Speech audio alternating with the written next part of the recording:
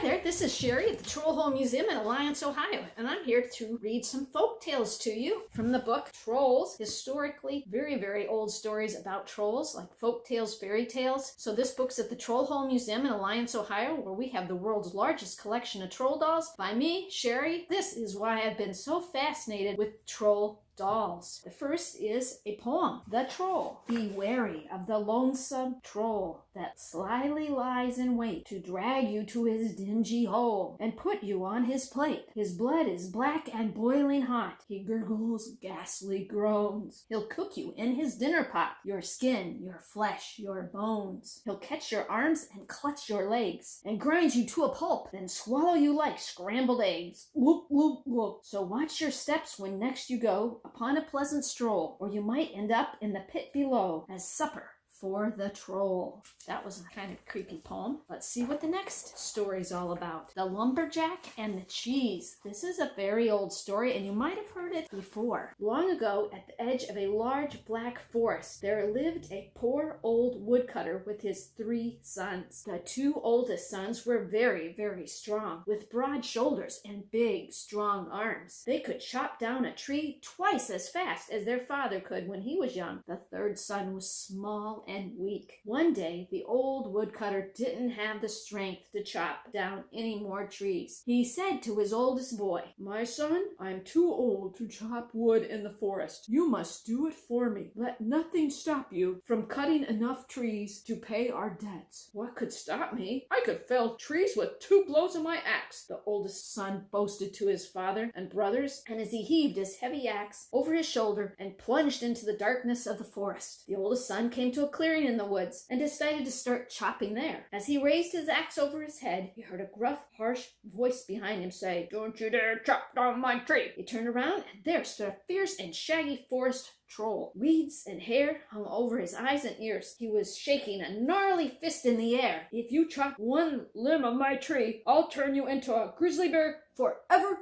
and ever." The oldest son had heard that forest trolls had the power to change people into unhappy animals that roamed the darkest parts of the forest. So he dropped his axe and ran as fast as he could back to his father's house at the edge of the forest. The poor old woodcutter was very disappointed that his oldest son was such a coward, and so he sent his 2nd son out into the forest and said to him, "My son, I'm too old and weak to chop wood in the forest, and your brother, big as he is a coward. You must chop the wood for me, and don't let that forest troll stop you from cutting enough trees to pay our debts." And so the 2nd son went into the forest, but the same thing happened to him. He returned to his father's house, shaking and trembling like his older brother before him. Well, the poor woodcutter was so disappointed, he started to weep and cry and cry. The woodcutter's youngest son put his arm around his father's shoulder and said, "Father, I will go into the forest and cut down enough trees to pay off all of our debts." The woodcutter turned sadly to his son and said, "But you are half the size of your brothers. Aren't you afraid that the selfish, evil forest troll?" The big, strong brothers laughed at their slender brother and said, "How will you succeed against a troll if we could not?" The youngest son ignored their jeers. He quietly asked his father to let him take the cheese they had made that morning, and he wrapped it in his knapsack. With the knapsack slung over his shoulder, the youngest son plunged into the deep, dark forest. Finally, came to the clearing where his older brothers had met the troll. There he placed the cheese on the ground next to a tree. When he raised his axe above his head, he heard the ugly troll's gruff voice. "Don't you dare chop down my tree." The youngest son turned and quickly picked up his white cheese and said, "If you forbid me to chop these trees, I will squeeze the life from you the way I can squeeze the water from this white stone." And the woodcutter's youngest son squeezed the fresh cheese until it turned into mush in his hand, and the whey dripped down and made a puddle at his feet. The troll gasped with fear at the strength of this young boy. "Oh no, young sir, I've never seen a human with such great strength. You may cut down as many trees as you wish." Then the young boy replied, "No, troll, you cut down enough trees to fill a cart, so I can bring them home to help my father pay his debts." "Very well," said the troll, and he went to get his special axe that can cut trees faster than any woodcutter's son. Just then, the youngest son spied the troll's pile of silver and gold behind the trees. He had heard that forest trolls hoard their money, and he thought to himself, "This is why the troll guards his forest so fiercely." And when the forest troll returned with his axe, the youngest son said, "Troll, you must need only cut down enough trees to fill half a cart. The other half you must fill with gold and silver." The forest troll gnashed his teeth and began to grumble, but the youngest son nimbly picked up a white stone nearby and cried, "Alrighty then, I'll squeeze the life from you." And the forest troll cringed and piled the cart high with gold and silver and filled it with the biggest trees he could find. Then the youngest son returned to his home with enough gold and silver to pay all his father's debts and enough wood to keep them warm for many, many winters to come. From then on, the two brothers never made fun of their youngest son again, for the youngest son never told anyone how he tricked the great forest troll, and his brothers always wondered how the littlest brother had succeeded where they had failed. The moral to this story is, if you use your smarts,